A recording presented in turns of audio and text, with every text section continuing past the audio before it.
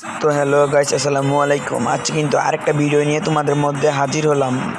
তো আমি দেখতেছি আমার ফ্রেন্ডরা কি লাইনে আছে, লাইন নাই থাকলে কাস্টম খেললাম হইলে ওদের কাছে একটা তো নর্মালি একটা লোন আপ ম্যাচ স্টার্ট করে দিয়েছি। কিন্তু আমাদের রিটার্ন চলতেছে, আমাদের কিন্তু ম্যাচ প্যাকিং হতেছে। দেখা যাক কি আমাদের ম্যাচে পড়ে আজকে।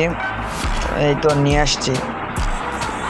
তো প্রথমে আমার নিয়ন্ত্রিত আমি ডেজার নিয়ে ফেললাম এখানে, আপনারা দেখুন। আর আমার চ্যানেলটা আপনারা সাবস্ক্রাইব করবেন, এমডিও নেই এখানে নামটা চেঞ্জ করবো, আপনারা কিন্তু সাবস্ক্রাইব করবেন আমার চ্যানেলটাকে।